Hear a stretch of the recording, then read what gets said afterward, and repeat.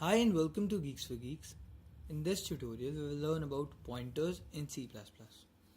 Pointers store the address of variables or a memory location.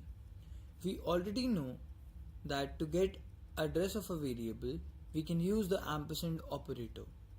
For example, here we can get the address of x by printing ampersand x. Let's run this code.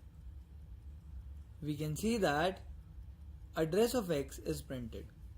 Now, how to declare and use pointers? When a pointer variable is declared, there must be a star before its name. Like here, we are declaring a pointer of integer type named ptr. To make this pointer refer to a variable x, we write ptr equal to ampersand x. Now, we can access, alter and use the values using the pointer itself. To print the value at which pointer is referring, we use the star operator. To access this value, we use star ptr. In case we want to print the address, we simply print ptr. We can change the value by assigning a new value to star ptr. Like here, we are changing the value of x to 20 and we are printing star ptr. Let's run this code.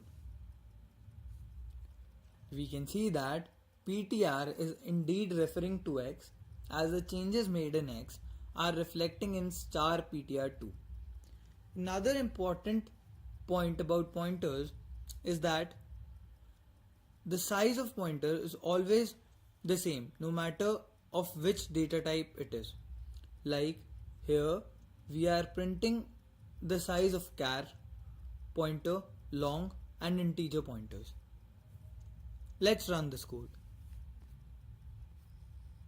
We can see that the output is 8 for all the three cases.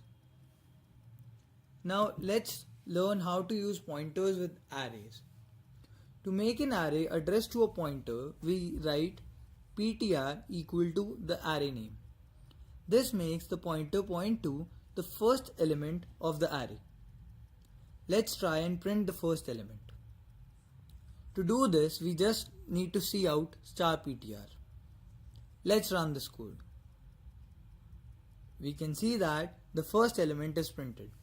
Now if we want to point to the next element, we increment the pointer like this. We can try and print star ptr to see whether it works or not. Let's run this code again. We can see that this time second element is printed. We can do this repeatedly or in a loop like this. Here we are printing all the elements of the array using pointer. Let's run this code. We can see that the output is as expected. We can access the value of array like this because an array acts like a pointer constant.